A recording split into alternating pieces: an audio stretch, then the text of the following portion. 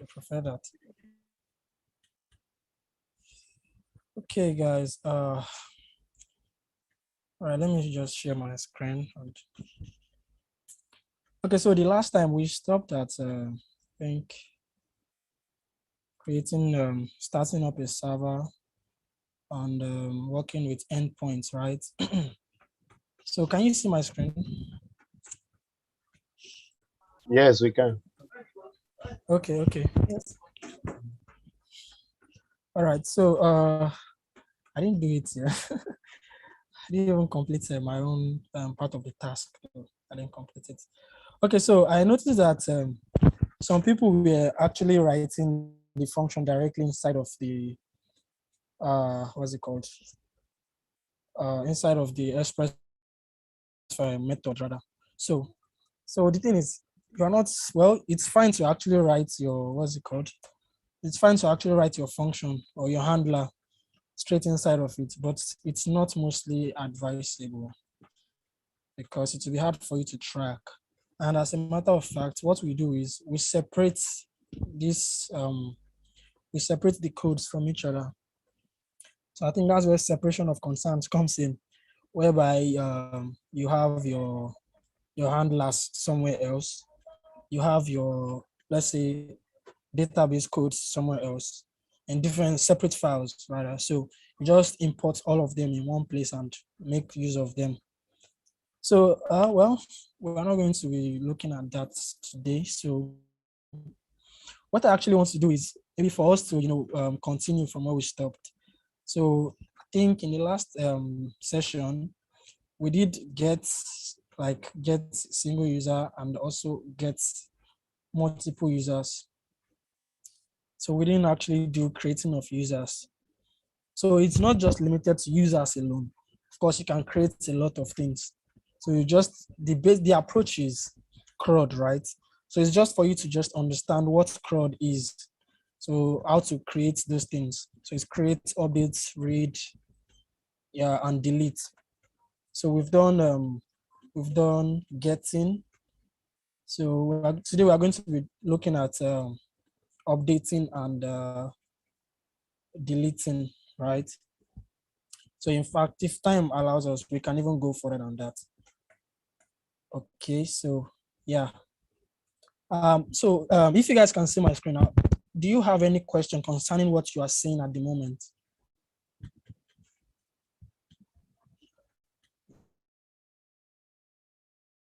Yeah. Anybody, do you understand what you're seeing on my screen? No. Mr. Martin, no. Yeah, me see. What about you? No, I don't have any questions. Okay, so do you understand what is going on here? Yeah, this colon and then this ID that you're seeing here. Yes, I understand. You're trying to get my ID. Yeah, so what's it called? What's what called? Sorry. Yeah, so this is a parameter. The path? Well, in Node.js we call it params. Params. So the Mr. Martin, do you also understand or do you have any idea what params is? Like query params or query parameter? Okay, so I'm just going to explain that now. So what this is going to be like is when you go into your Postman or when you're trying to make a request, let's assume our domain is, or our website or our server is somewhere called let's say KodeCamp.com, right? So for you to actually get access to this endpoint, this /users, you have to do something like /user, right? So yeah, that's the idea, right? But then these query parameters now, this ID part here, it means that any / that comes after this user is actually going to be like what it's actually going to be representing this ID here. So let's assume that we have 5 after it. Well, ID could be a string and it could be a number, depending on what depending on the database ID, or yeah, the database ID, depending on what it's like. For instance, you can use maybe random string as IDs. That's if you generate the ID yourselves. Yeah, if you guys generate it yourselves. Or unlike, let's assume, what's it called, MongoDB. MongoDB usually generates their own ID themselves. So it's usually numbers, and it's usually long, of course. So your ID could be something random. Could be something random like this. So if you pass in this ID, the backend is expecting is expecting an ID after this /. That's for get request. Of course, you guys know how front end makes requests now. So they can either send a get request or a post request or put request, patch request, delete request. But since ours is lying upon what's it called, get, so we're expecting a get request to this particular endpoint /user and / the particular ID. So how do we get this ID now from the back end, right? Well, it's very simple. How? Okay, so once a request comes in, you want to check the request body, the request params rather. So it's going to be something like request, depending on what you spelled as depending on how you spell the request in your function, right? As in your middleware function. So it's going to be something like request. Is it query.params or request.params? Right? Yeah, thank you. So we also have, request.params. So that's it. So, well, let's just practicalize. Let's put this in action. So after talking about this, we'll go ahead and talk about post request. So for now, we are still using a mock database. And what is that? We're just having an array of users, right? So it's just an array. Our database for now is just an array. So of course, we'll be going way more than that. We'll be going way past that. So, but it's just gradual process. I want you guys to like fully understand how this creates, updates, read, and delete works. So from there, we can introduce something else. Oh yeah, okay. Please don't look at this. You guys can just, you can close your eyes. Okay, so how do I use this guy? Okay, so I'm just going to create a new request. Well, I actually just started using this, so don't blame me. It's called Insomnia. I know you guys are familiar with Postman and the likes. So let's say get user.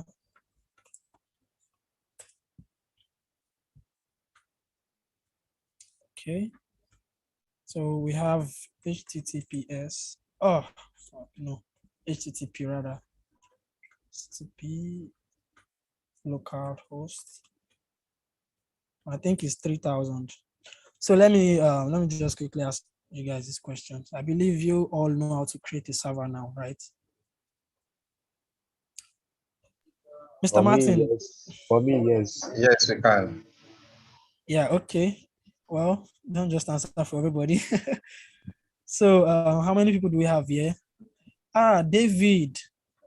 Yeah, Welcome. thank you. Welcome. Yeah. So David knows how to create the server now. Yeah, he's a boss on his own. Yeah. Okay, so I'll just have to quickly spin up the server. Yeah. npm run dev. So npm run dev is actually a script defined in our, what's it called? In our package.json file. So I think it's here. So yeah, so this is it here. This is our script and this is dev within it. And our dev is simply using nodemon to start the server instead of using our normal node. Okay, so we needed a hot reload. So we don't have to be reloading ourselves all the time or restarting our server all the time. So that was why we introduced nodemon.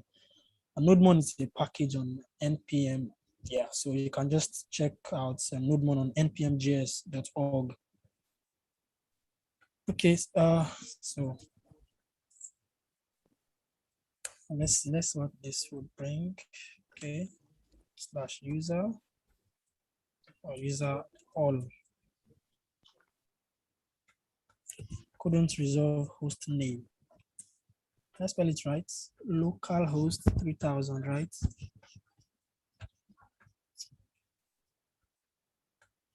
Okay. Oh,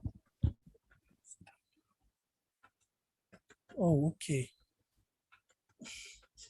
So the server isn't listening on any port before, so I just had to put a port there. So please don't get this twisted. This is supposed to be like a function, an anonymous function, something like this. It's supposed to be a function. So in fact, it still is a function. So don't get it twisted, please. Let's see.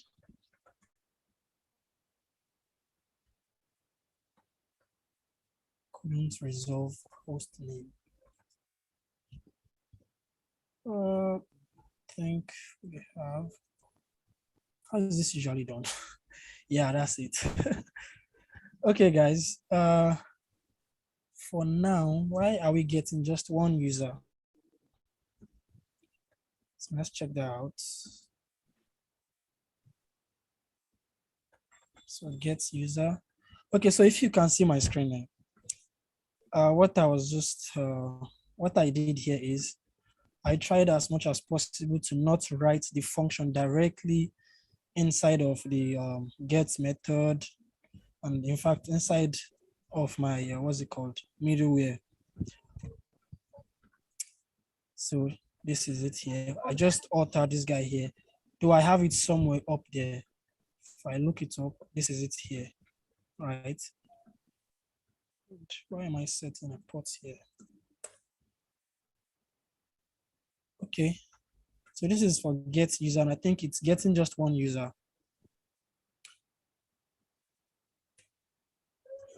Okay, wow, I have a lot of things I commented out here. So I'm just going to take all these guys off. When are they useful? Let's see. Okay, guys, so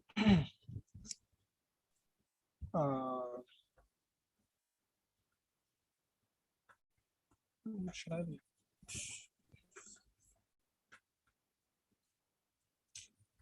Jesus.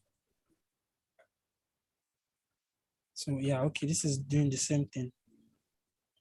So, so if you are getting a single user using, let's say, the params method, so you are supposed to like filter through your users. Well, if you are using a database, you don't need to filter through it. It's going to do it for you. That's if you are using MongoDB and using Mongoose as, let's say, to manage the MongoDB database. So you don't have to, you would always have a function or a method to use. But then if you're using Postgres, for those guys using SQL, you're going to have to be writing your queries yourself. So, but then we are not using any database yet. So we're just using a mock database. So forgive me, yeah, there's some things I need to do here. So in this function now, we are getting a user, we have our request body and our response. So we get the ID from the request.params.id. So we'll look at that shortly. And then we filter through our arrays or our list of users. So we find any user that has the same ID with what was passed in. So all users.find, and then this is a parameter. So please don't look at the way the syntax. So it's pretty much the same thing. So it's the same thing as writing your function, your anonymous function. I believe you guys know what anonymous function is now. So anonymous function is a function without a name, like this, user, and then it has a body. So this is it here. If I put this in that dot find parameter, it should still work. So it's, yeah, it will. So we have user as the parameter here. So we check the user ID if it's the same thing as the ID that was gotten from the params. So then we save it in a user, what's it called? In a user variable. And then what you're supposed to do is you check if what's it called? If user, well, there's always going to be a user, because if it finds it, I think it should return. Yeah, if it finds it, it's going to return the user. And then if not, it's going to return this guy here. So that's user not found, right? So let's just send this out. Res.send, or let's do a status first. Res.status. Yeah, now that's this is where we have to decide what to send out or where to set our status. But let's just say send first. Send the user out, or send user back to whoever's looking for the user. So this is all user. Also, we have get all user function here. So what this is doing is, if all user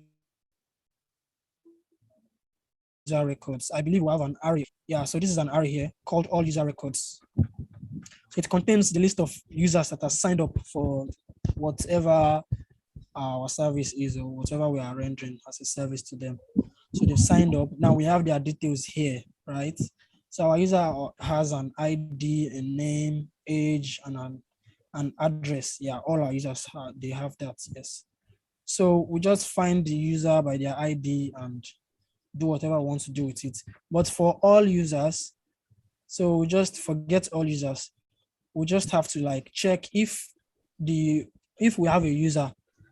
So if we have a user in our array, the length is always going to be more than 0. So we check if the length is greater than 0, that means we have a user. Then we send out the user. But if it is not greater than 0, that means if it's 0 or lower than 0, yeah, we can always have a lower number that is lower than 0, like -1 or -1, -2, yes. So then we just tell them that no user at the moment. We do not have any user. So, and of course, this is where we called the function for the get user. We want to get user by their ID, yeah. And also we have get all users here, which we declared up here. Basically, we're just sending out all the users we have to the client. And yeah, so I need to troubleshoot something, please. Why are we having one user here? So I'm thinking this guy is the one doing that for params that ID, if it's fine, okay. So I'm just have to restart and send. Okay, yeah, now we have all the users.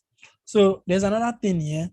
See, if you don't write your algorithm well, you are going to be having an error or a problem.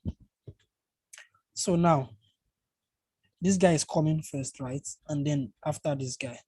So every JavaScript code, I believe they are always running from top to bottom.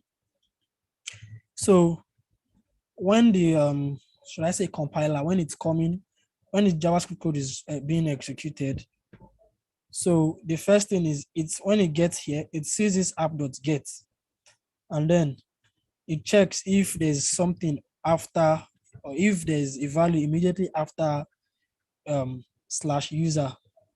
So it's just assumed that whatever is coming after here is just an ID. So I think this is where the problem is. So if I put this guy below this other one here, so let's see what will happen. I think we have a user with an ID of 101. Or let's try this first. Yeah, this one is still working. So now let's try 1001. Oh yeah, that's great. So yeah, our algorithm is working. So 1002. We are still getting the same user. Okay, so there's a problem here. Can you guys see my screen? Yes. Hello. Yes. Yes, Okay, we so can. yeah, so yes, I think there's a problem here, and this helps us understand how our code is working. So the thing is, spend more time maybe debugging, so at least to learn things from it, because I believe when you debug, you get to learn more from that. So So that's the idea. That's how you can improve. So if you are just writing codes and then you are not having any bug, well, it will be difficult for you because the day when you get a bug, you won't know how to troubleshoot it. And then we learn from mistakes, right? So yeah, the same thing applies here. So we are supposed to have Jane Doe instead of John Doe. We're still having John Doe. So let's see what the problem is now. So I think we'll be using our console to debug console.log. Well, it's not an actual error, but it's just like, I think it's the way our code is arranged. So let's log our ID. So user.id equal to this guy, return user, also return user not found, right? So try this guy. We're still getting this guy. So let's see. We do not have any user with the ID of 10020. So let's see what's will happen. Yeah, so we are still getting the same single user. So let's see. Okay, so I don't think this algorithm is working so well for us. It's just giving us one user. So I need to check.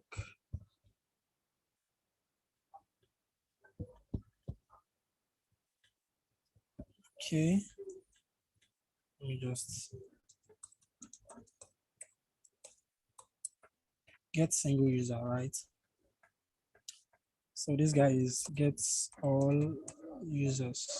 Yeah, I can't spell.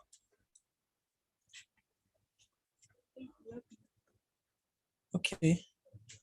So now the thing is, now if you can see my console, let me expand it.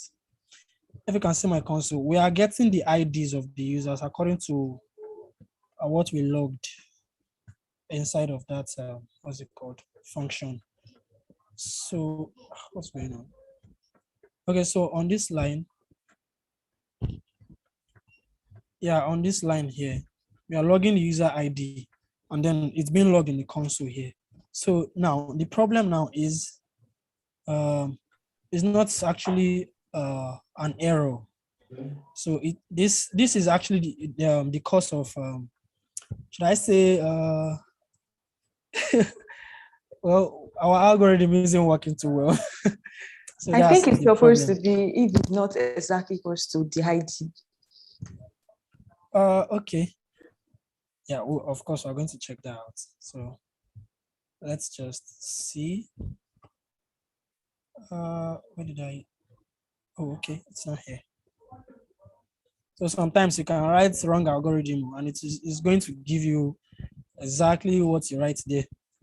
Garbage in, garbage in, garbage out. So if you write bugs, you get bugs.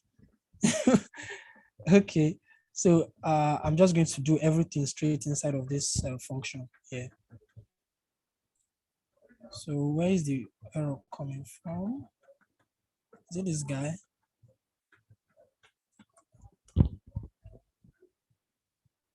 Ah, great.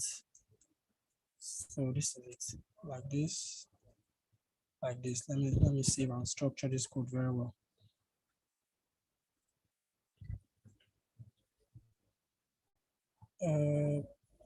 Yep, supposed to come after this guy. You just have to know what you're doing, that's it. So, and if you don't structure your code well, you suffer it alone. So I think that's what is happening to me right now. So this code, I'm actually supposed to structure it very well so that I don't get unnecessary errors.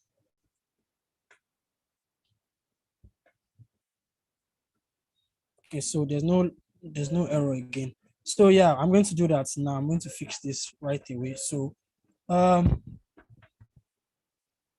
let's just use our normal if statement. If user.id. Okay, you said we should use not equal to, right? Yes. Okay. I don't know, but okay, but it's still going to do the same thing. So let's say if not equal to, okay. I think we are having the problem we're having is we are using strict operator. We are using three equal to, which means that when I say 3 equal to, this is what I'm talking about here. Like this equal to signs here, we're using it to check. So basically, what this guy is doing is it's checking if the type of yeah, I guess yeah. Okay, so it's checking if the ID is a string, or if the ID is a string, or if the ID is equal to if it's equal to what we're expecting here. So in our own user.id, it's a number, and whatever is coming from the client, or should I say an input, for instance, it's always what's it called? It's always a string. So if you go back here now, you check this box now, it's expecting a string value. So anything you pass there is always going to come in as a string, because of course it's an input field and it's always a string. So we have to look for a way to convert it into a number, because according to our ID here, it's a number. So if we're checking if the type and then the value is equal to it's equal to ID. If it's equal to what was there before, we have to be certain what we're expecting is supposed to be what we're expecting is a string, of course, but then what we are comparing it with is not a string.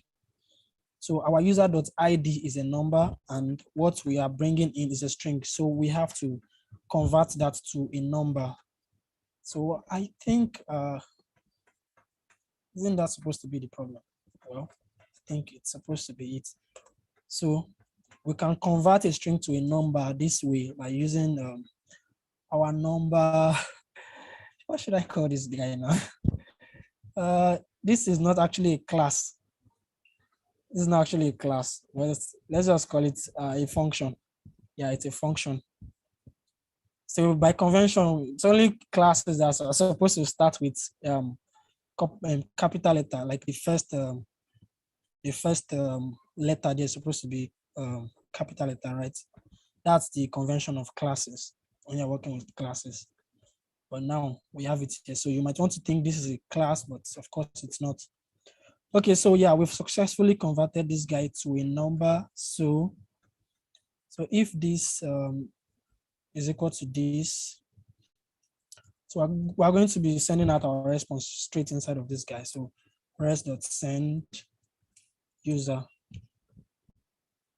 So our else statement is going to be sending user not found. Res.send.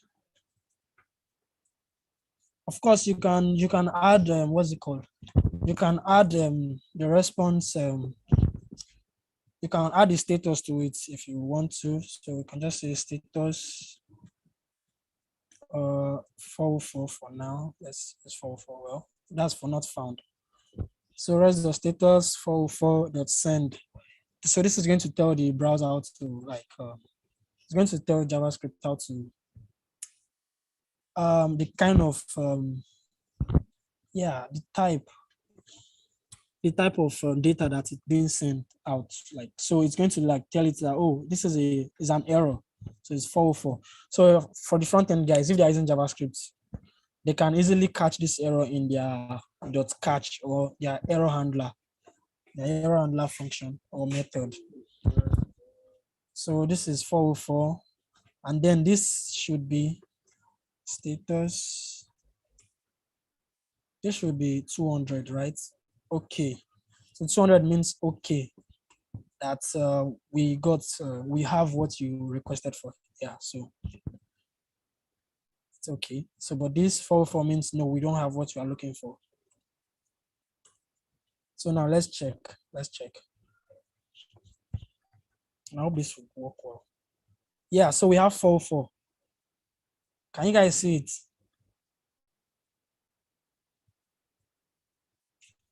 Yeah, okay. So Mr. Martin, are you still here? Yes. Okay. Let me see. Are you here? Yes.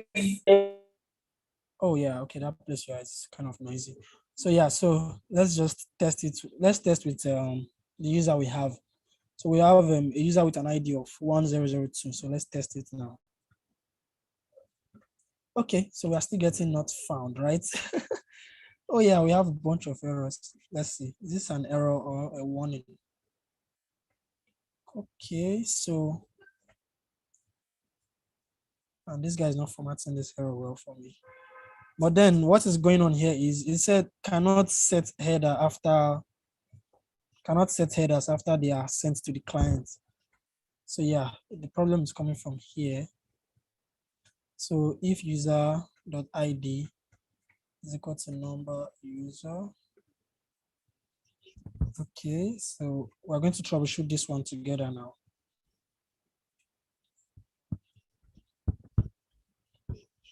Okay, let me clear my console. So start it again.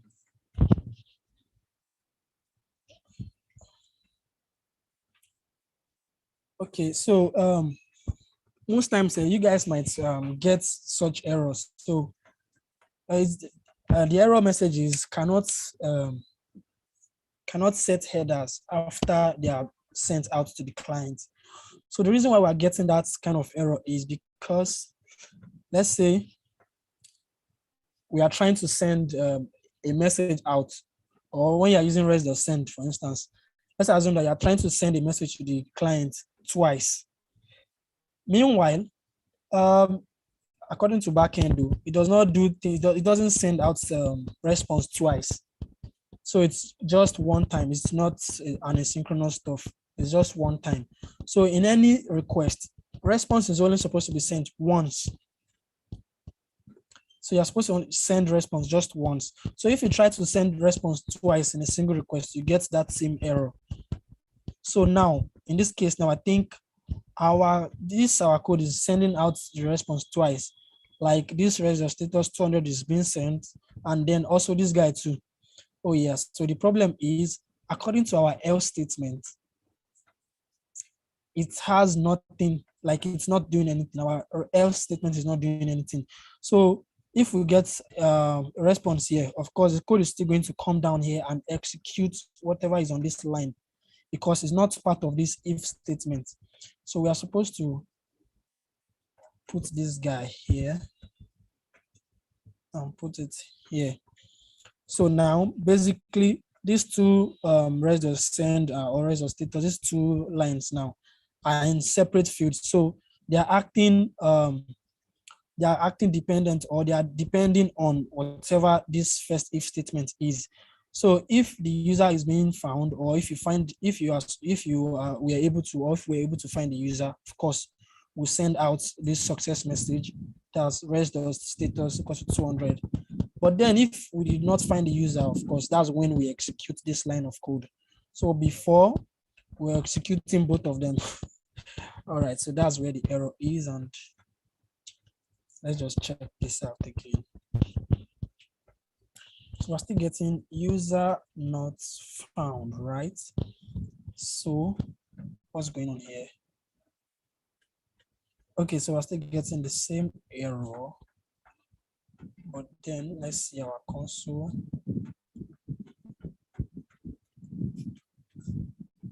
Okay, we're getting the user. Okay. So we have to troubleshoot further then. So that's one sweet thing about this. Yeah, when you get an error, as long as you're able to troubleshoot it.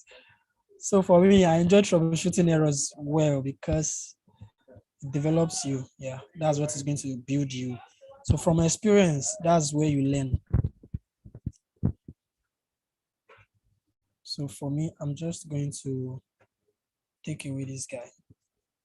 Let's see if that's an issue.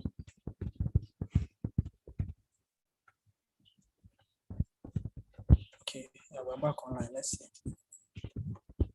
Yeah, of course, user not found is expected, but are we still getting same? Okay, yeah. So this is not the guy disturbing us. It's basically our algorithm here.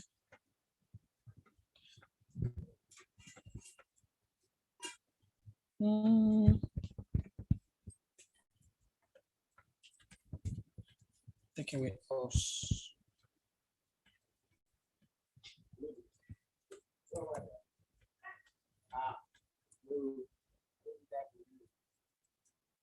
So we've not talked much about, in fact, we've not talked about error handling, but we'll get to that part. So I want to log the user ID. So I want to log the user ID and test it here. F is equal to the ID. So I'm expecting a truthy or a falsy here in the console. So in the console, we're going to be getting something like true or false. So that's what we're going to be getting. And actually, let me put this guy here. Yeah, so we'll just convert it into, what's it called? We'll convert it to a number and test it. So let's see where the problem is coming from. I'm going to, should I enable this guy? Yeah, let's just leave it like this. Or we don't want to flood the console, so let me just take it off. So if it's false, this, okay. Now, can you guys see what is going on now? Are you seeing my screen? Please tell me, can you? Yes. So now it worked this time, yeah? So what exactly was the problem? Okay. Yeah, so this is the problem. Since we are looping through this guy here. So basically it's checking every single item in the array, right? So the first time it checks for 1001 because that's the first ID there, 1001. If 1001 is false, like that's if it's not equal to this, if it's not equal to what was passed, it's going to go to the else statement, and then the else statement would send out user not found. So the second time it loops through it again, it goes through the second item within the array. When it sees that, okay, yeah, it matches it, it will try to send another message to the client, which is the reason why we're getting cannot send header after they are being sent to the client also, or cannot set header. So now, as we can see, according to our console here, we are seeing that our code is running 3 times. So it's trying to send out response 3 times in a single request, which is a problem because a response is only supposed to be sent just once in a single request. So that's the problem now. So how are we going to tackle this guy now? So it means that we won't be sending out response straight inside the array or straight inside the loop or the iteration. So we're just going to look for a way to return whatever was gotten outside. So I think const user, yeah, this should work. So basically we'll just loop through it and then return whatever was gotten out of this.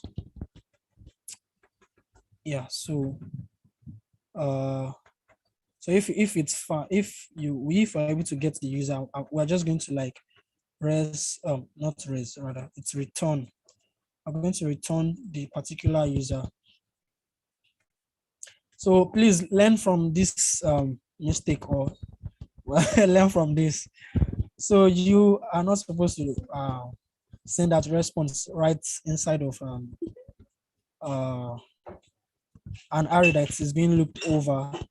So please don't do that. So now we send a return, let's just say return false. So the next time we're going to be checking for this data now, we'll just check if it's true or not. So of course, we'll come down here. Are we still inside? Okay. Yeah, this guy is too big. Let me just reduce it. So we want to do that outside of this, our iteration here. So let me just save to format the code. So we check if user. So if there's a user, it's going to return the user, but if there's no user, it's going to return false. So if this guy is false here, we're going to do something else. But if it's not false, that means if it contains this, as you can see, we have number, we have ID, name, age. Okay, we also have an address. So if it contains that, then it's not going to be false. So we're just going to do that here. So if we have a user, this is what we're going to do our res.send. This is what we're going to send out our response. Oh God, I didn't spell this. Sorry, I be send well.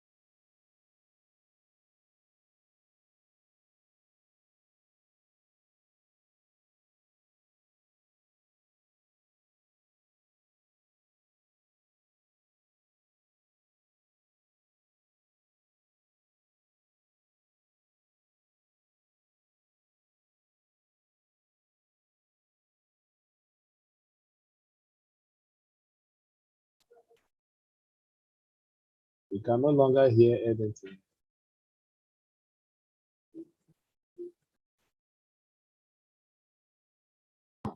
Okay, your trainer is having a bit of a technical issue, so he'll be back shortly. Okay, yeah, he's here already, so.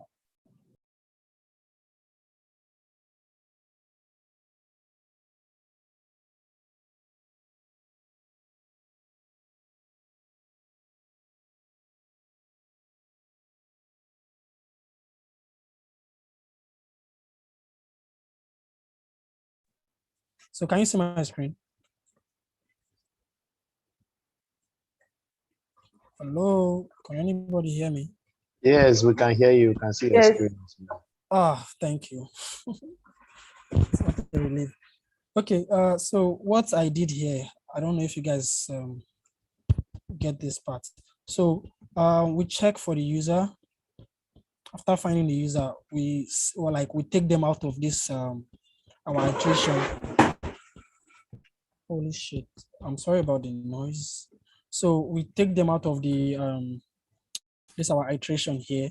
We save it in a variable. So immediately after the variable, we want to check for the user. If the user was found, we send out the user. Else, we send out user not found. Yeah. So let's just test that now. Please work. Please work. Oh yeah. So we got the user. You can see the user ID is 1002, and her name is Jane Doe, which is the wife of John Doe. And then her age is 27. I'm just assuming this is not a real age. Okay, so we got their address too. So let's test for another user. Let's test for a user with the ID of 1003. Yeah, so we got Joe Smith. That's cool. So this Joe Smith is like the son of John Doe and Jane Doe. Yeah. Is it not supposed to be Joe Doe? Okay. Yeah, so let's test the user that isn't in our database. So user with the ID of 1000. Okay, now we get user not found. Notice our status code is still 200. So we have to work on that. So our what's it called? Our algorithm is working perfectly now. So yeah, I'm happy. Okay, so we want to work with the status now. So after sending, before sending, want to set the status first. So this should have 200. That's when the user we have the user. But when we don't have the user, I want to say 404. So yeah, it's going to be easier for our front end guys to be able to like work with this data now. So their error handler their error handler is going to be able to catch this user not found because it's 404. It's an error. So yeah, you guys can also check out the HTTP status codes to know what each of these codes means. So when we are creating a user now, we're going to be working with another status code. So please, do you guys understand the concept of this, the concept behind these params? Or I should go over it again? So, Please go over it again. okay. So according to this get now, we said app.get. Don't forget, this app is an instance of Express. As you can see, var app is equal to Express here. So yeah, so this get is like a method on it. So it's basically what's like listening on its on an endpoint, right? When you start a server, you want to listen for one particular route. Yeah, so this get does that for you. So get is expecting you to like pass in a route or a particular endpoint. So now we put in /user. So I said before, if we're having a local host, according to what was or what is in our what's it called? Yeah, should I call it Postman? No, yeah, it's just a test suite. According to what is in the what were Jesus, what should I say now? Well, let me just put it Insomnia. Yeah, the name is Insomnia. So you just pass in our 3000. So if you are going to give the front end guys, we're going to give them, let's say we can't give them local host because it's not going to work, except you're on the same machine. So let's assume that our own is local host, right? So anything that comes after user, according to what is here. So we're listening for a user endpoint. So anything that comes after this user, which is in this case, we're expecting an ID, but then this is called a query params. It's called a params. So anything that comes after it, notice we are using colon and then the ID. So whenever it's like a variable, right? So it's expecting you to put in a number or anything at all. It's expecting anything at all to be passed after this user. So if you pass 1, then according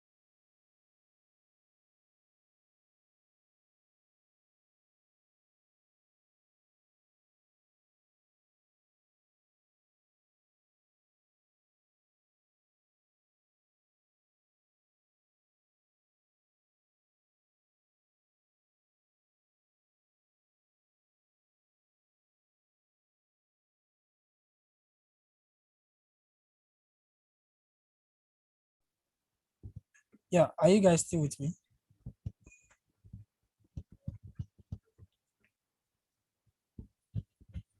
Yes. Yeah, okay, that's cool. Okay, so can you see my screen? Yes. Okay, so I brought this guy closer to us, like this function here. So it's closer to us now. So yeah. Okay, so I said this ID is like a variable on the, what's it called? On the endpoint. So, and how to access this variable now is by using request, or yeah, if you choose to call this your parameter request, then it has to be a request here, of course. You understand? So, but in my own case, by convention, well, people like to keep it short. Most people like to keep it short. So now we have request.params.id. Notice we call it .id. So as a matter of fact, let me just console.log request.params for you. Request.params. So you will know how we got the ID out of it. So yeah, what is going on here? Is there something wrong somewhere? Oh, okay. Yeah, I should comment out this guy. So guys, the thing is I'm connected to my phone. I'm on my phone. So each time someone calls me, it's going to break. I'm really, really sorry for that. Someone has been trying to get in touch with me. So yeah, that's the problem. Okay, so yeah. So I'm logging what's it called? Request.params to the console, yeah. So we can see how we got the ID. So this is request.params. If I go back to my Insomnia, yeah. So if I initiate the request again, we're going to get 404. Let's next time. So now if you can see, this is my console. I think it's a bit smaller here. Or can you see it? Hello. I can see your screen. Yeah, so if you see, this is my console. I don't know if it's visible enough. Yeah. So yeah, so we have ID equal to 1000 there. So that was what was passed after the user. So this is it. I logged request.params out. So request.params is right here in the console. So in order to get this ID out of it, you have to use dot notation. If you guys can remember in our introduction to JavaScript class, we said if you have an object, the best way to get items out of it is by using dot notation. Well, that's one way of getting items out of it. Of course, you can use your brackets. Yeah, you can use your brackets method. But so we said request.params.id. So if I put .id here, it's going to come in. It's going to log only this number. And if you can see my console, notice that the number is wrapped around quotes, single quotes, which means the number is a string. So in this part of our code here, we converted the number, the number, that's a string number, into an actual number so that it can match with what we have in our user record. Oh yeah. So here now, we're having numbers here. So these guys are numbers. So we have to make it match what we have already. So yeah, that's just the idea behind params. And also, you can choose to change the params to name or email. So if you change the param to email, of course, you want to use email here while accessing it. It's going to be, but first, so you guys don't get confused. If you use anything as your params, don't forget, params always comes after, like if you want to use it, you have to like put a / and then you use your colon. Notice that there's no space after it. It's always together. So just put it together like that, and then you can use email. So if you put email here, you want to try to access .email, request.params.email, not ID, because it will be as if you are looking for a variable that you did not declare, that you are going to get undefined. So yeah, stick to ID because we're expecting ID, so we call it ID. Okay, so that's just basically that. Okay, app.post. So now, let me ask again, do you understand the idea now? Do you get the point now? And I'm expecting you guys to be able to use it now. So immediately after this class, I'll just give you guys a small thing to work on, or you can do that on your own in order to just get everything right. So the idea is don't learn and not practice. If you learn and not practice, of course, you forget whatever you learn. Yes, you forget it. So that's it. So let's quickly go over creating a user. So now we have app.post. So by according to the CRUD convention, or the acronym CRUD, we have create, read, update, and delete. So for create, of course, you cannot write app.create here. So it's always the request type, right? So for post, you have post request, and post request is used for creating records or creating data, of course.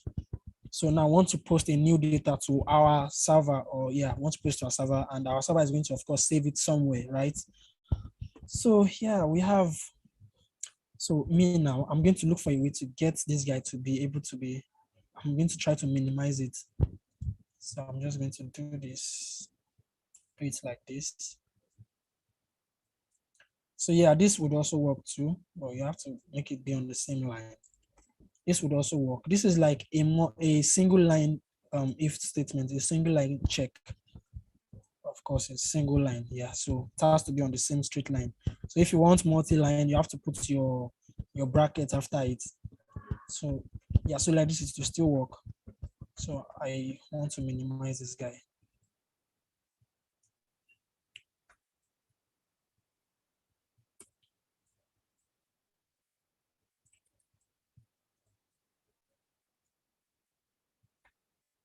Yeah, okay. So yeah, this is it. I think it's minimal enough. And of course, I can even go further. Can go further by making it even smaller.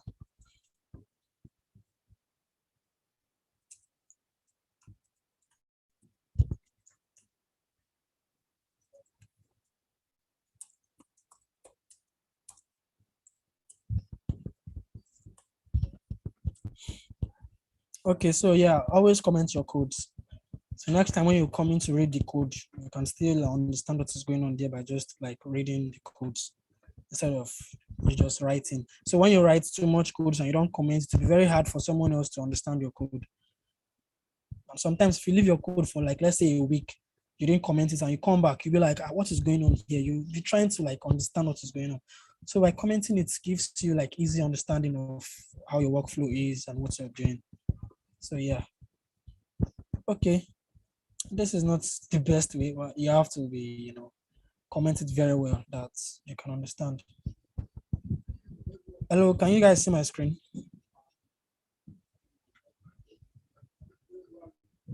Yes. Okay, so yeah, we've created a user. Yeah, okay, here let's test this endpoint again for this get all users. So I'm going to say /all. Yeah, okay, so we are still able to get all of our users. So let's see 103, no 1003. Okay, yeah, so far our endpoint is working. Actually, let's copy this. Create another request.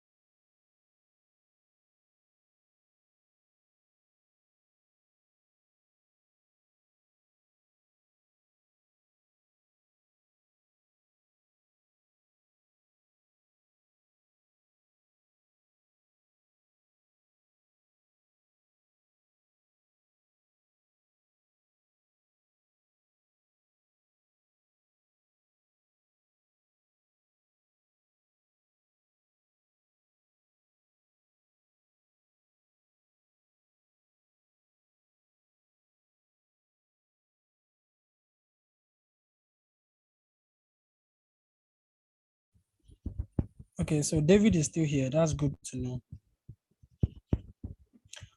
So David was finding it difficult to start up a server on time like that, and then he reached out to me and we did it together. And then David went to the platform went to our workspace on Slack to thank me and one other lady that helped him. And then another another learner like him told him to send money so that he can use the money to appreciate us. But then the guy gave him his own account, his account details. And David went ahead to send him money. So David is so nice. You guys can also task David or tell him to give you something. And I'm sure he would. Yeah, he's going to do Yeah, the that. boss here now. David is a nice Should be guy. the one giving us money, actually. Are you serious? So Yeah, this is yeah. you guys can see my screen, right? Get user. Yes, you can still see your screen. So Yes, we get can. Yes. a single user. So this is cool. We're getting a single user. So now let's create another user. So yeah, this is it here.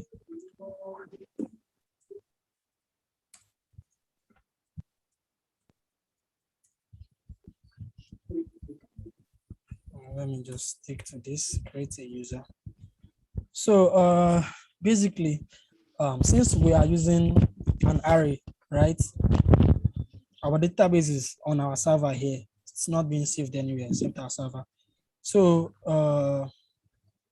we just have to like find a way to add to whatever is in our array.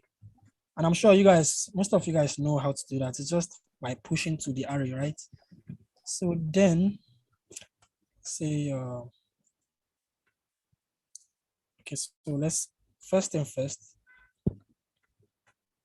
to post, we don't need an actual we don't need to be a user before creating an account.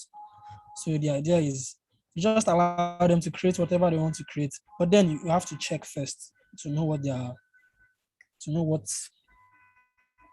going to be bringing, so that they don't bring random things. Like let's assume that we are expecting email and phone number now, and the person is bringing address, or maybe the person is bringing an array. Or yeah, we're expecting an object, right? We're not expecting an array, so you can't just send us array. You can also send us you can't send us your date of birth if you're expecting your age. Don't send the full date of birth. It's just a string, 20 something. Fine, that's what we want. Okay, so there's always a way to do all these things to check, but there's also another library that we can use. But let's just keep this simple, right? Let's keep it simple. But do you guys know of any library that you can use to validate what's it called, a request body?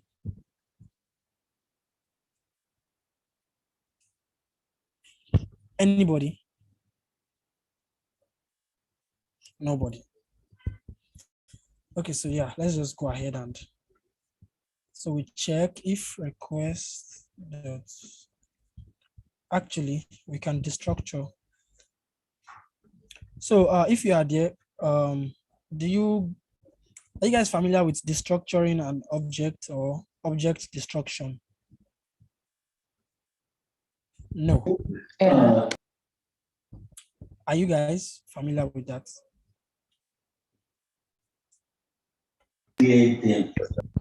Yes, for me. Yes, for you. Okay. So this is the idea. We have objects on the left-hand side, and then we have the same object on the right-hand side. So request dots. Should we use body? Of course, request dot body, right? And then do we have a middleware for this? Let's see. First thing first, let's log our request body. So of course in Express, you always want to like tell or let Express aware, let it be aware that you're going to be expecting something from the request body before doing this. So I don't know if I told it that I'll be expecting a request body. I don't know, but there's only one way to find out. Of course, there are multiple ways to find out. So another one is you just go ahead and, so for me, I'm just going to use JSON. Of course, you can use body.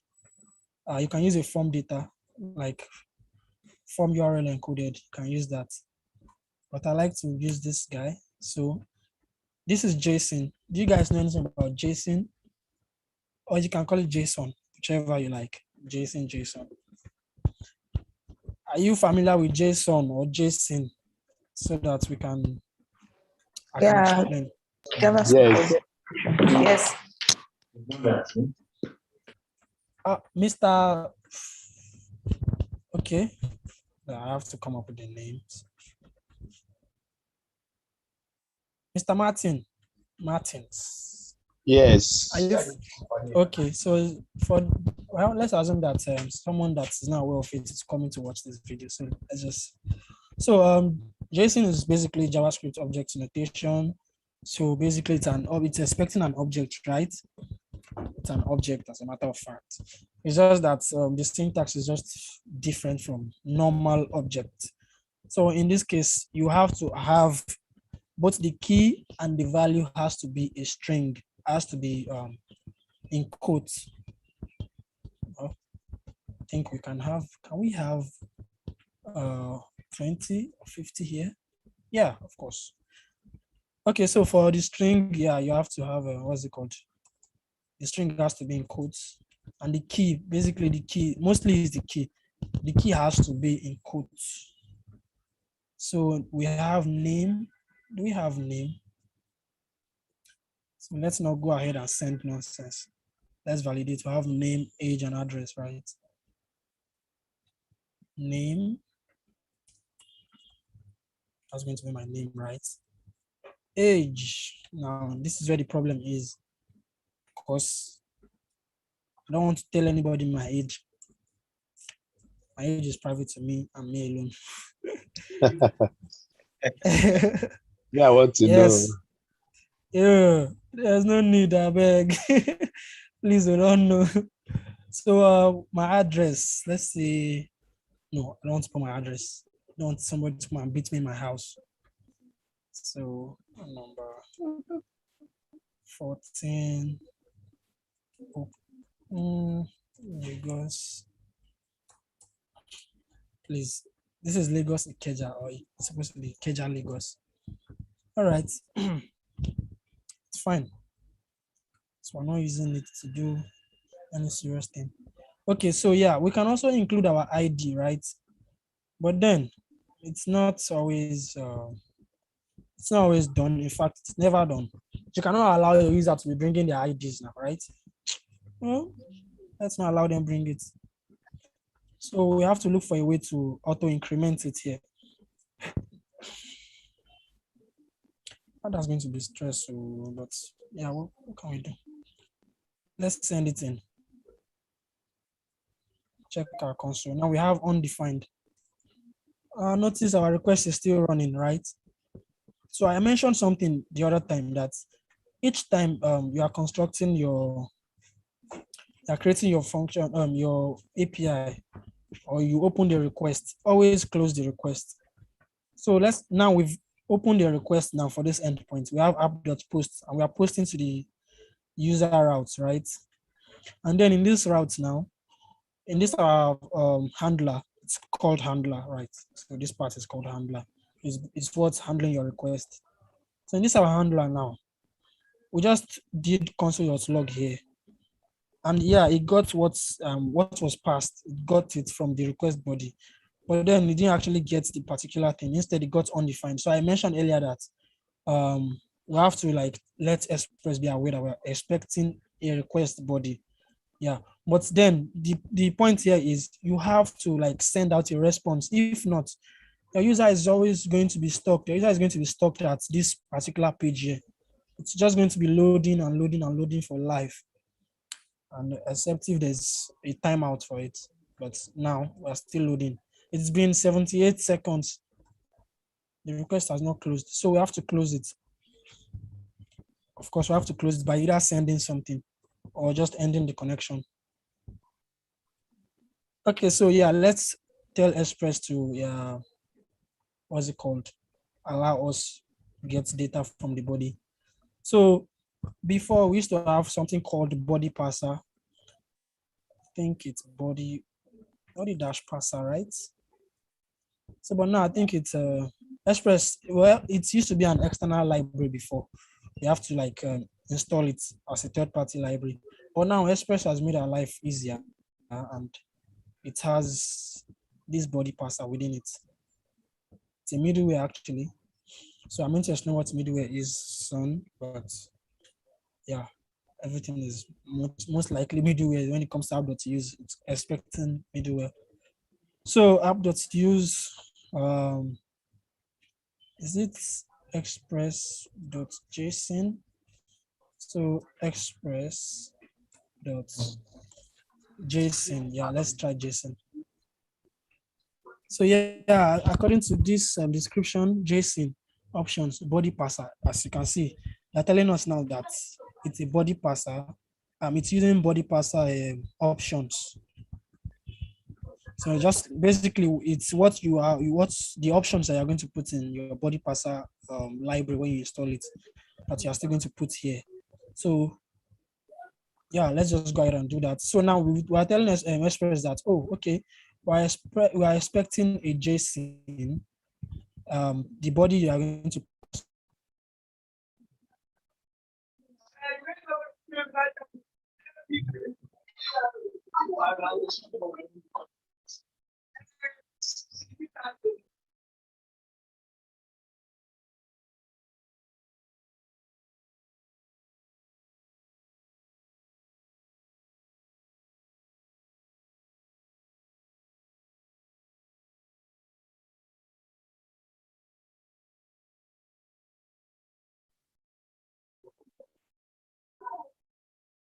No.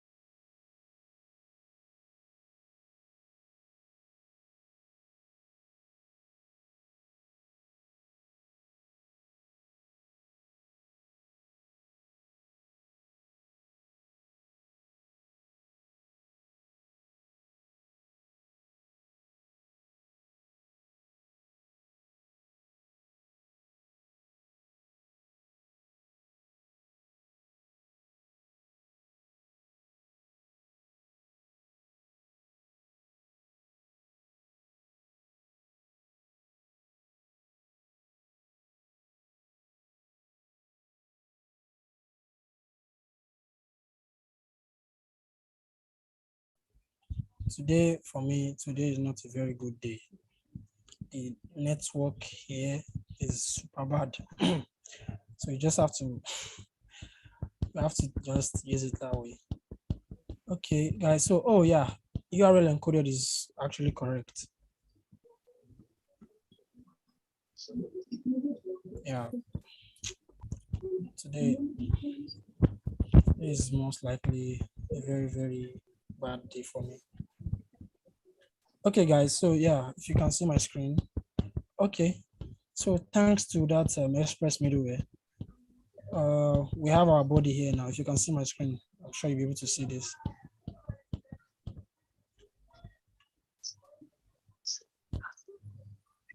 Hello, anybody here?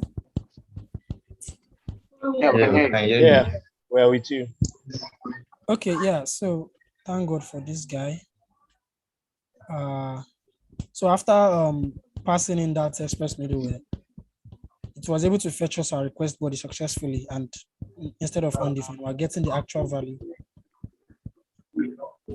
So yes, I think someone needs to mute themselves. Oh, okay. David. Okay, David. Thank you. All right. So yeah, we just we logged the request body to the console now, and then we're getting the actual value. We're getting everything that was passed in. Okay. So please do not forget to always use that when you are building your APIs. So app.use is basically expecting a middleware.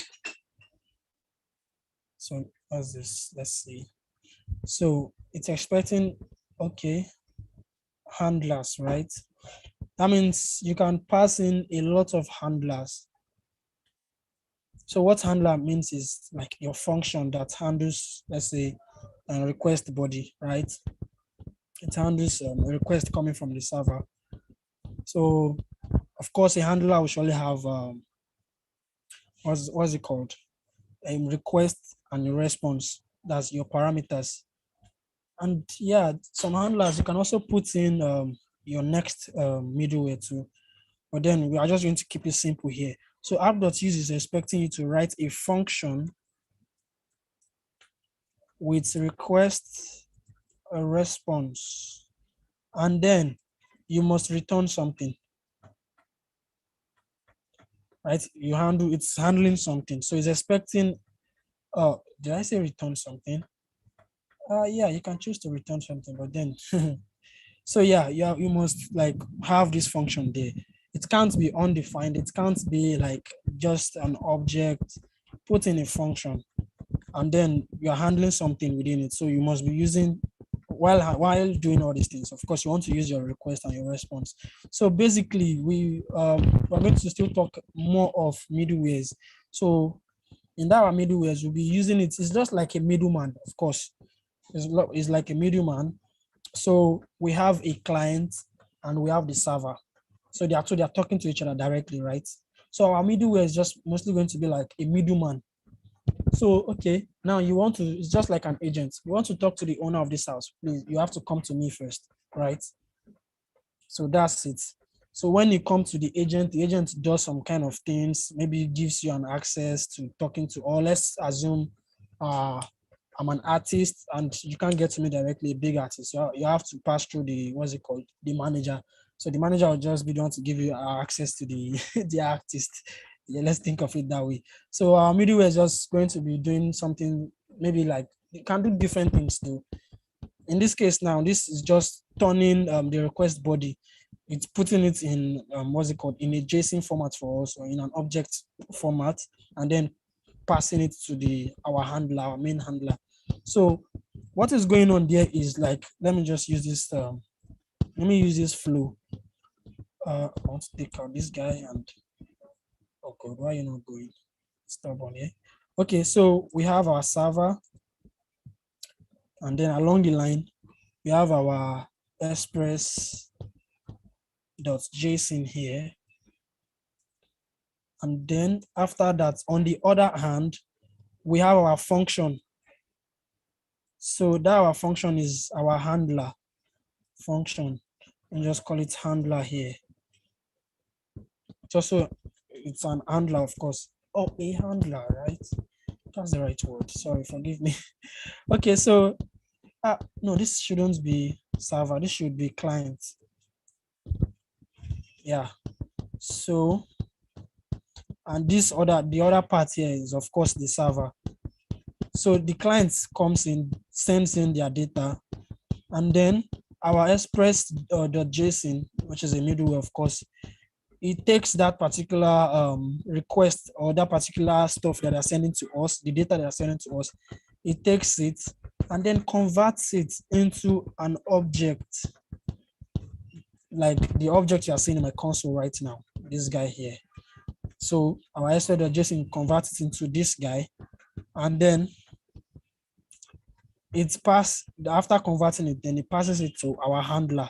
So our handler receives it, and then that's where you see our console.log request.body. So our handler receives it and then send it to the console for us here. So now we have it here. So before we did not implement this express.json before. So that was how we were getting undefined. So now this our express.json middleware allows us to have access to this as an object, as the way it was sent in. So yeah, that's pretty much it for this our express.json middleware. So basically, this is always the idea of middlewares. Middlewares is always going to stand like in the middle of the client and our handler. It's always going to be standing there. It's always in the middle. And of course, you can have multiple middlewares.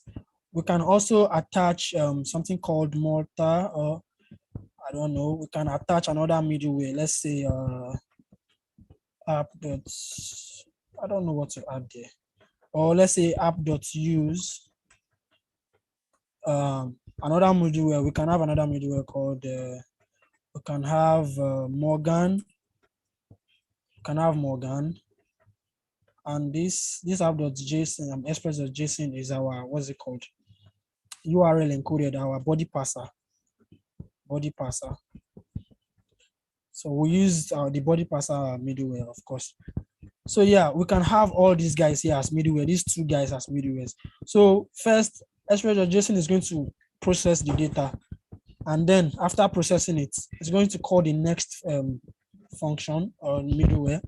So the next one is going to like, so after processing the data, the next function or middleware is going to like send it to the next middleware in line. So it's going to send it to this app.use here.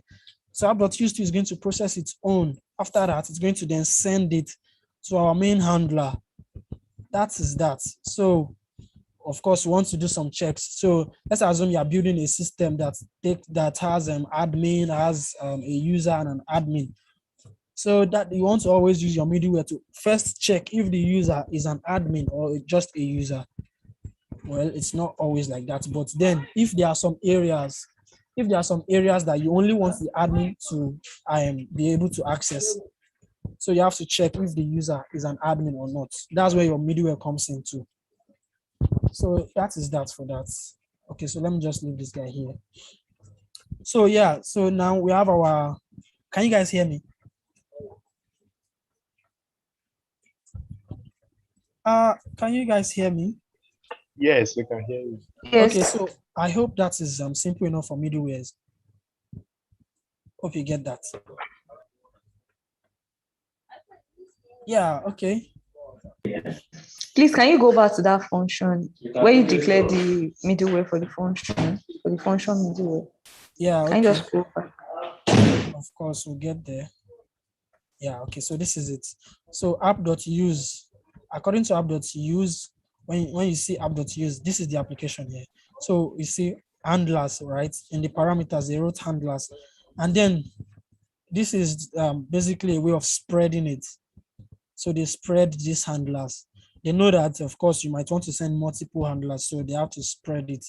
It's more like looping over it, but this is just simple enough. Rest and spread operators. So they spread it. That's why you are able to pass in multiple middlewares. So yeah, it's expecting an handlers, of course. So your middleware is your handler, basically. So yeah, we have it here. And then that's exactly what we did. We just passed in a function. And handler is always a function. Don't forget, your handler is a function. So it's basically like using add event listener. Of course, the listener or whatever is going to be listed is going to be a function. So you're listing for an event, and then it triggers an handler. The handler is, of course, the function. So this is the function here. So you pass in a function to it. So express.json is a function. JSON is a method on top of express. So, and a method is a function, right? Yeah. So yeah, we told it express.json. Okay, this express.json is the body parser middleware, and it takes in body parser options. So what body parser does is it converts the body to, what's it called? It brings in the body the way it is, like as an object rather. Yeah, it brings it in as an object. So instead of sending in a raw data, it turns it into an object for you. And if you don't have this middleware and you are trying to access request.body, you are not going to find it because it's going to be undefined or null. Well, undefined. So this body parser middleware, it takes in, it just basically digests the raw data they are sending in, and then add a method, or no, add what's it called? Should I call it an object? So wait, let me just put an instance here for you. Let's say we have our request, which is of course a wide a wide what's it called? Should I say method, or a wide object of methods and then properties, right? So it's an object. Request is an object. So express.json, or the body parser middleware, what it does is it takes in this request object, then adds the body method on it, or the body object on it. So it adds this request.body, then it sets it to an object, and it fills it with all these our keys, or all the things we send in from the client or from our form here, our postman here. So it takes this name, it adds it in like this with the value. So it made this request, it made this body available on top of request. So, and notice if there's no any what's it called, since this request is an object, if there's no any method here, if there's no any method called body on it, and you're trying to access that method, you're getting undefined. Yeah, you'll be getting undefined. So express.json basically helps us to add body to the request object. And then the body, of course, contains whatever that was sent in from the form, or while testing it from Postman. It made everything available for you there. So this is another explanation. Okay, thank you very much. So express.json, this URL encoded is just basically telling it, I think we'll have to look into this separately, though it's not complex. It's just URL encoded. Should it encode the URL? Of course. Do you want it to spread? You want it to go in depth? Like if you have objects within objects, you want it to do that to bring in all those objects? Yes or no? Yeah.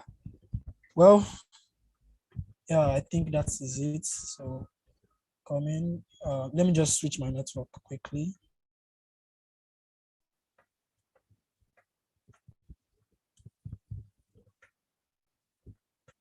Yeah, can you guys hear me? Yes. Yeah, we can. Okay, that's cool. So, all right, so let's jump back to our codes, and I think our time is almost up. Yeah, so at least this should give you guys knowledge of how to go about this, guys. So if you are working with a form, of course, you want to do that. Even if it's Postman, of course, you still want to do that. So you have Postman form, you have a Postman JSON, where you can send in the data as JSON. So you still have to make use of your body parser. That's the express.json body parser, or middleware rather. Okay, so let's check if there's a request body, if request.body, that's want to check if there's something there. So if there's something there, I think we have our array, and our array is called all user records, right? Yeah. So this is how it looks like: ID, name, age, and address. So we check. So we just say all user records dot. Let's just push it. Then we'll just push the request body.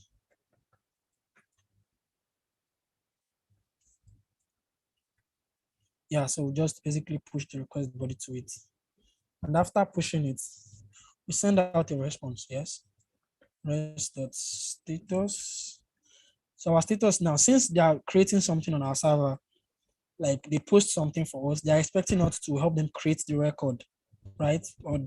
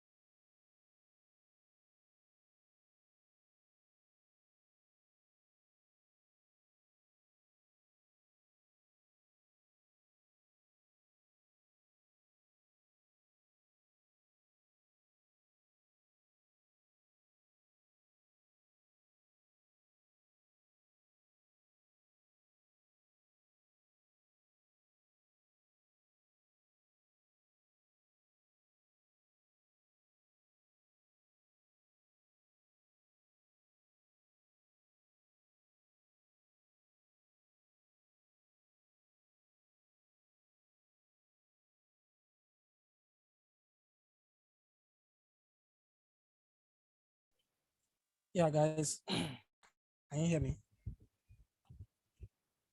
Yeah, Hello? Anybody here? yeah, we can hear you. Yeah, that's cool. So yeah, as I was saying before, so I said this from 200 to 299, it's positive, means success message. 400 to 499 error messages. It's used for error messages, right? So from 500 to 599, they are meant for server error.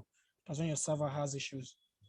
So here now, after creating this user, so after adding the user to all our users records, then we will just send them, should we send them? Well, basically you want to send them what was created, right? That's what they gave you to create for you.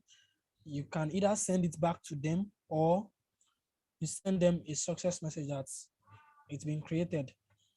So in this case now, what I'm going to do is I'm going to send them an object, but then I can say success.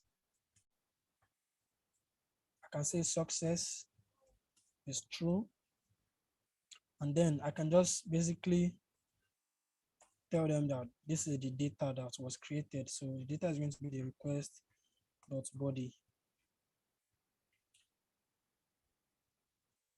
So this is it. So we first thing we check if the body is not empty.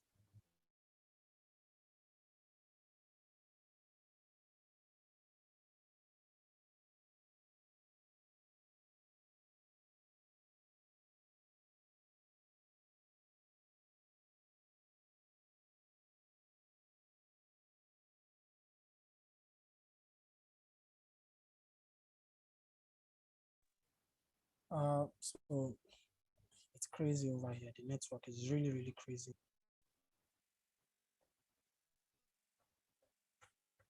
I don't know what is going on with this network. So yeah, guys, according to what I was saying before, let me just quickly finish this guy. So according to what I was saying, can you guys hear me? Yes. So checks if the request data isn't empty.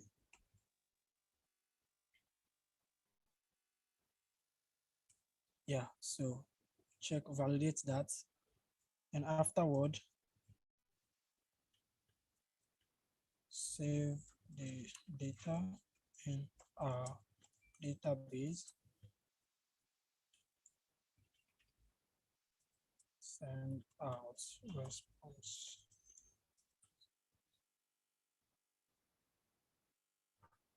Send out response to the client. Yeah, let's call it a client. Yes. So yeah, that's it. So we check if the request data isn't empty or the body, and then if it's not, then we'll go ahead and try to create the record. We create the data, we add it to our database. So all user records is our database for now. Of course, we don't have a real database. So then we send out response to the client, a success response. So and then if okay, so if those if what they sent to us is empty, if they send in an empty form, so we just res.status 403. Should is this 403? What does it mean? Bad input or something? Yeah. So it means any lock. Yeah, yeah. I think it's bad input. So then when we send, actually we've been using send lately, right? So we can actually use JSON. So yeah, so this is res.json. So basically use to create an object and send it out. Send JSON response. So we send an object out. As you can see, 500 here. Oh, okay. Oh no, I think this one is free code camp stuff. Also, is it free code camp or I think it's Khan Academy. So res.status, we send out the status first, and then we put the JSON on it. So the JSON is going to send in our JSON, our object. Of course, it's going to send it out as an. It's going to send our response out as object. So it's basically almost the same way we use our res.send. So yeah, well, mostly for building APIs, we use this a lot, res.json. So you can also use that. So let's just use that here. And then we can also use that here. So we can just say success. Well, you guys can choose whichever you want to use. And notice now I'm adding success to it. You can either add success or just send out the data. Success false. And then say message.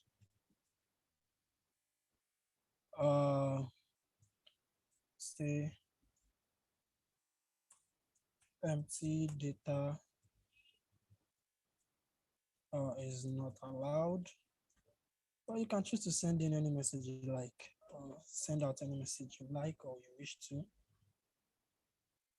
So yeah, is this even going to work? Let's see. So now we have create, right?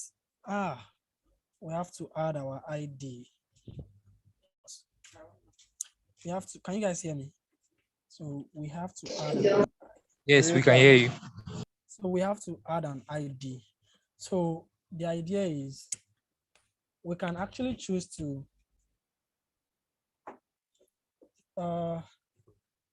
we can actually choose to like auto increment, right? Can actually choose to auto increment by getting perhaps the last data, getting the last data of what's it called of what of the users in our records. So how can we even do that? Let me see. So all users can do it like this. Users dot length. You can actually do it in various ways. Dot length -1. So it gives us the last data. It gives us the last data in our user records, and then we get the ID, and then we say +1. Then we save it in const ID. I don't know if this would work. I hope it works. So we can just say request.body.id go to ID. This is crazy. So yeah, this is really crazy. Like this, it's crazy, but I hope it works. So get the last item, last user's ID, and increment it by 1. So yeah, let's test this out. I can't wait to test this out, honestly.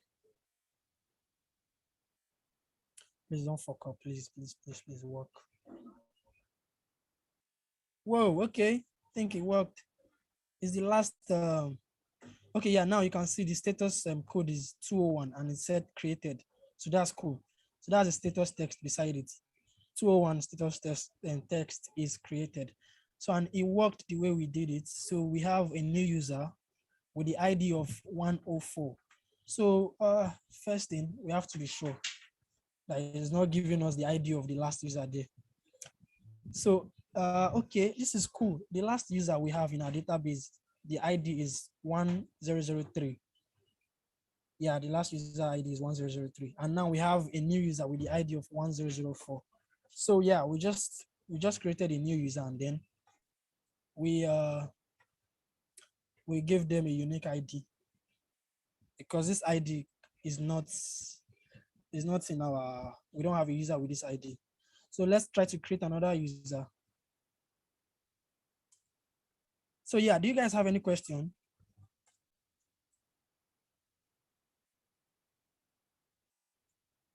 Hello, can anybody hear me? And we can. So do you have any question? No. Okay, so yeah, let's try to create another user. Yeah, let's say number 5, Lagos Keja. Yeah, let's try this one. Or Lagos Magodo. Mango. Yeah. Okay. So our last, okay, so we created a user and then we give them a unique ID. So let's create another user right now. Okay, yeah. So we have another user with another ID 1005. So basically that's it. That's how it always is. When you're creating a user, they always have a unique ID. And that ID is what you're always going to be using to like operate on those users. So you use the ID to get the user to delete the user. So now if you want to delete a user now, we are going to be using their ID because it's unique. So we don't have like two users with one ID. So when we want to delete the user, we end up deleting the two users. So the idea is they have to be unique. So even if we are updating a user, of course, you want to use their ID. Okay, so our time is almost, in fact, if it's not up yet, then I think it's up, but okay, let me make sure. So yeah, do I need to like go over this again, like the post request? Are you guys with me?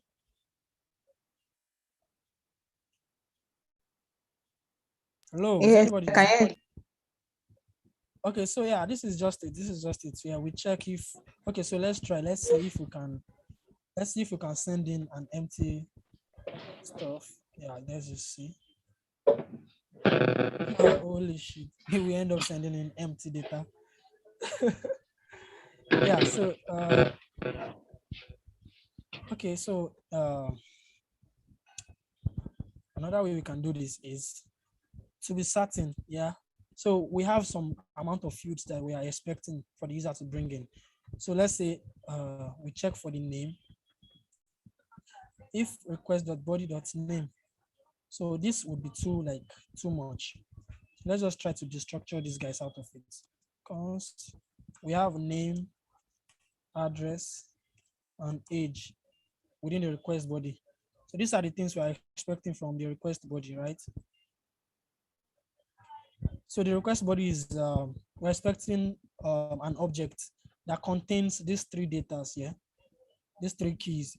So now we are just trying to get these three keys out of this request body because that's what, of course, what we're expecting.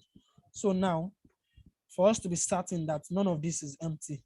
So as if we want them to really send this stuff, we just check if name and address and age.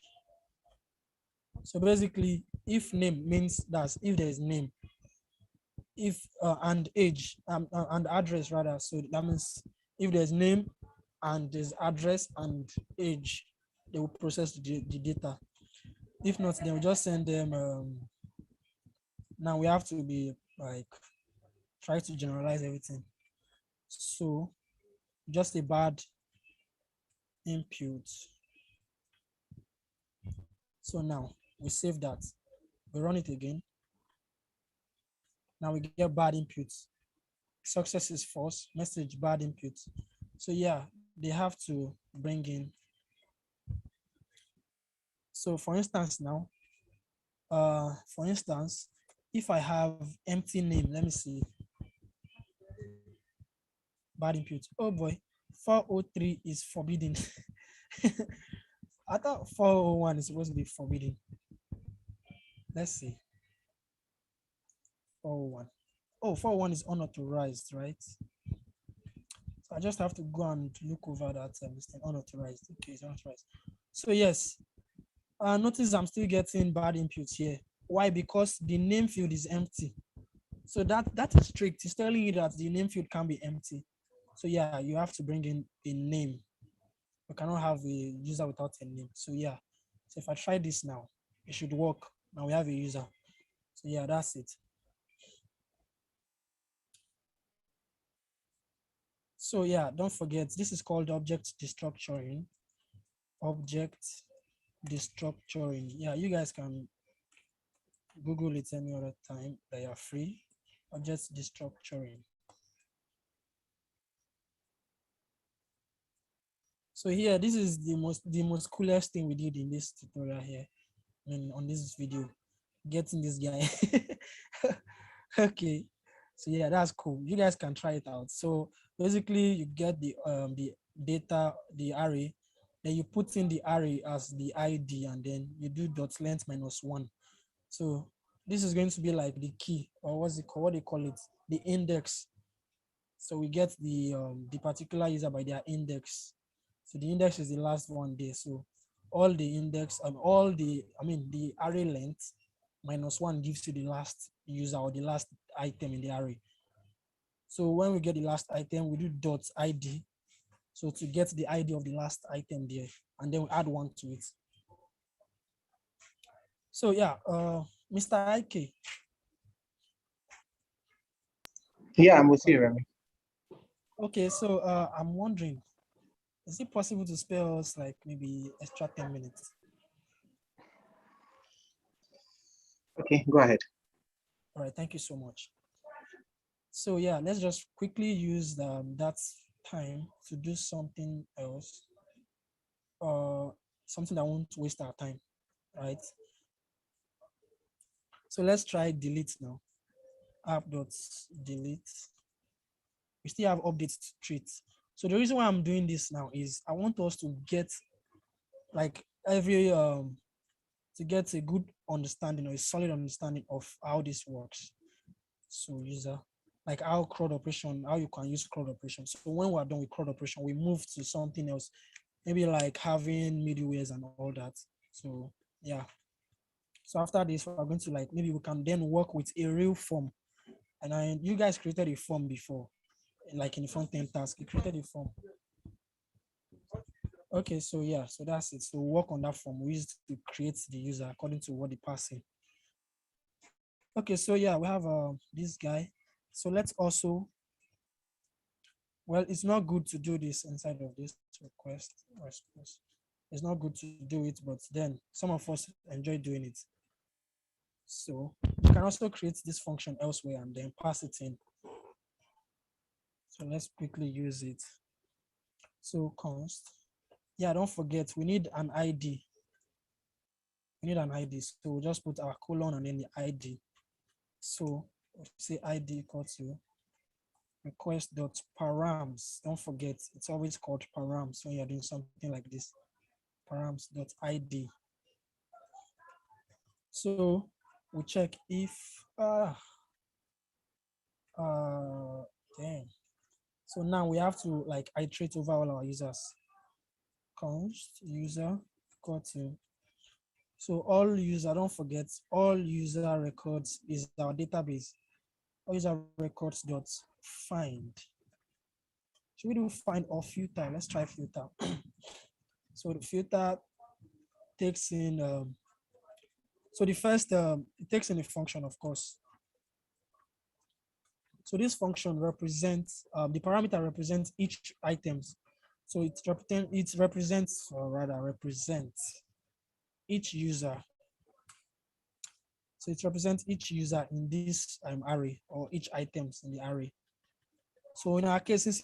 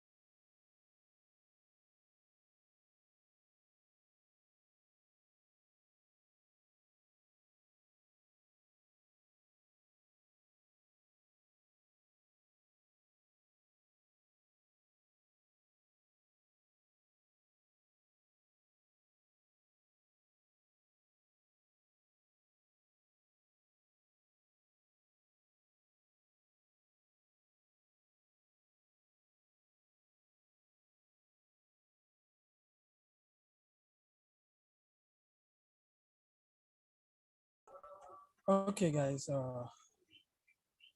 That's bad. I went off. Okay, so let's just finish this delete and then just round up real quick. So, guys, are you with me? Yeah. Okay, so can you see my screen? Yeah. Yeah. Okay, so yeah, so what we're going to do here is similar to what we did while getting a single user. So first thing, we have an ID, the params.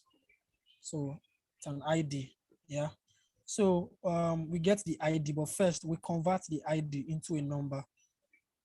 So pass int also converts a string number into an actual number.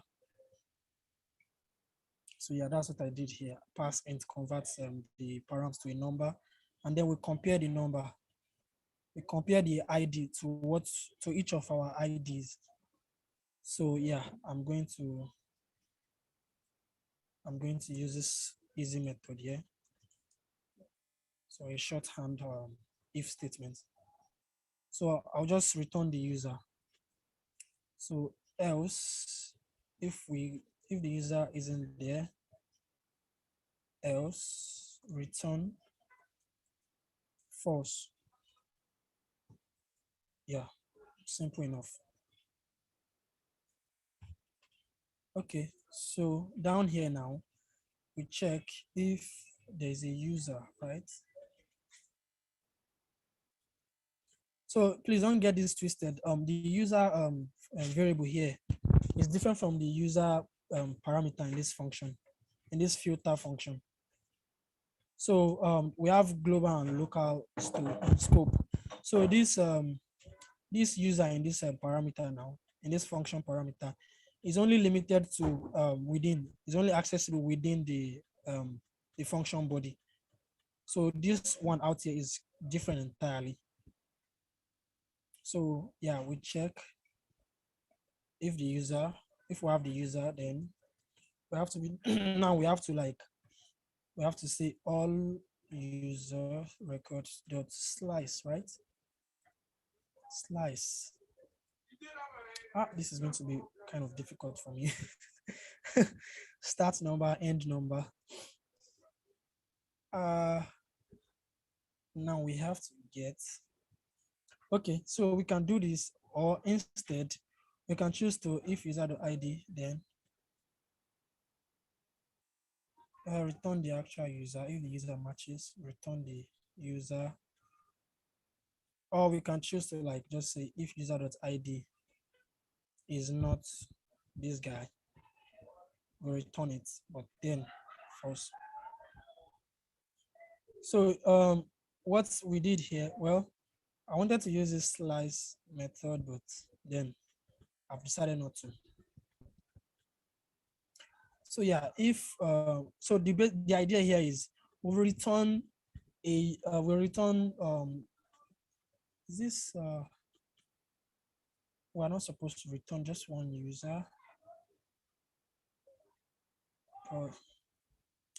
but then we're going to return, let's return all the users instead. We'll return all the users, right? Okay, let's see what's going to happen here. So I was supposed to just delete the user. Supposed to just delete the user, but then let's experiment a bit. If user, then res.send, see, user, else, res.send, user not found.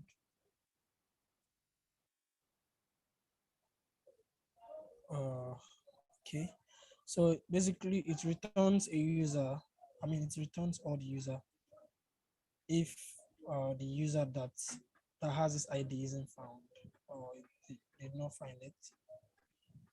If it did not find it, yeah, okay. All right, guys. So we have not created an endpoint for that yet. or a request for that. So let's just go ahead and do that real quick.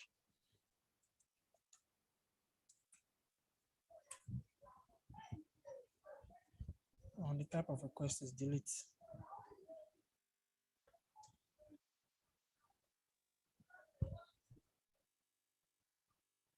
Okay, cannot get slash user. Oh yeah. 1001.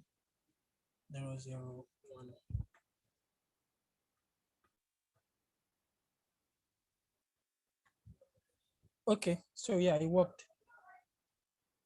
So guys, so what we did is, but okay, so the bad news is it's not deleting the user actually. What it's doing is it's returning all our users, but except the user that the ID was passed. So it will just assume that we've deleted the user. So it will just return all the users, but without the particular user ID we passed in. So that's just the idea. So if I do 1002, meanwhile I just did 1001. So it assumed that it has deleted it because it didn't show it here. So if I add 1002, it's going to of course include the 1001 user and not include this 1002. So let's try that. Yeah, see? So it included this guy and did not include the particular one we added here. So basically, this is just like take it as the idea, the concept behind it. But then, of course, we are supposed to like delete the user finally. So something like array.pop that is going to delete the user, or array.slice. So yeah, you guys can also check how to delete the user finally. Well, so you could say, okay.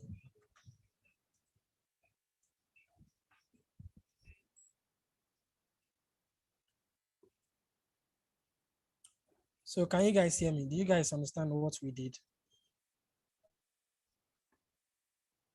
Hello. So Okay. okay.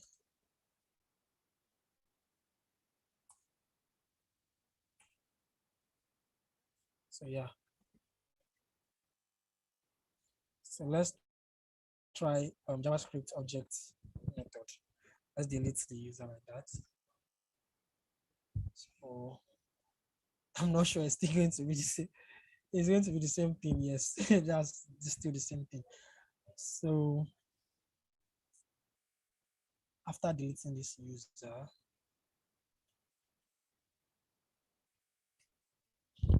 the concurrent request. So instead of sending back, instead of sending back all the users, let's just send out true.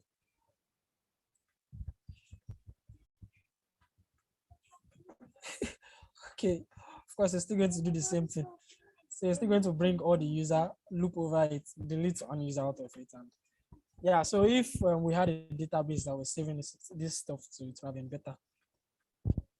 And of course, there's we can use slice, of course, we can use slice.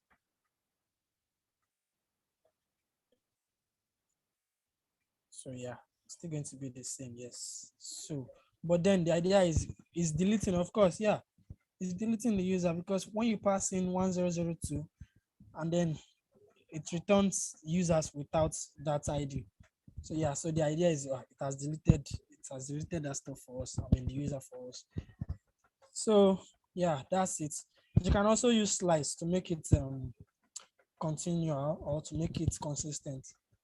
So yeah, what we just do is, so if check if there's a user, and then what you do is all user dot main, all user dot slice, delete that particular user, but then you have to get the user ID. You have to get the particular place that the user is there in the array. So how do we do the beginning index of the specified portion of. Now we do not know where the user is in that particular instance, so we don't know. Okay. Let's return the user.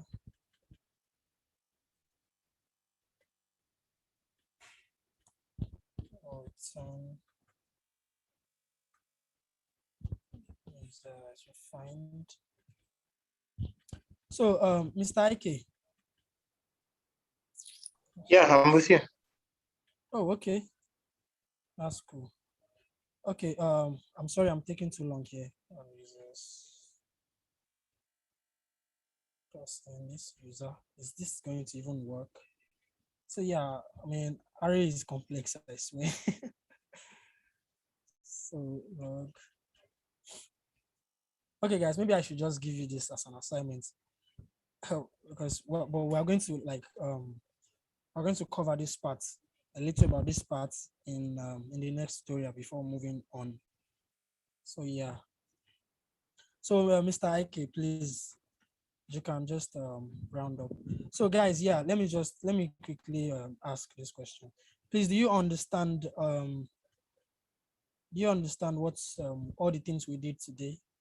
So do you understand so far?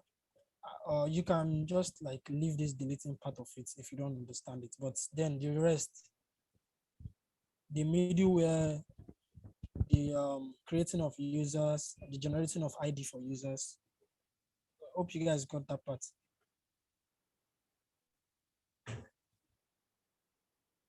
Hello, anybody here? So I'm seeing all this guy. Well, for anyone who actually didn't get as much as he or she would, okay, so Yes. the video already is on YouTube, so you can still go back to go it, through yeah. it and you better I mean, understand it. But if you still have question, of course, you can just drop it on the channel. Your mentor will actually attend to you. Okay, that's cool. That's cool. Thank you so much. So guys, yeah, I'm going to leave you in the hands of Mr. Ike to continue. So Please don't leave all of them in my hands. My hands can't carry all of them. Okay, so right, yeah, so guys,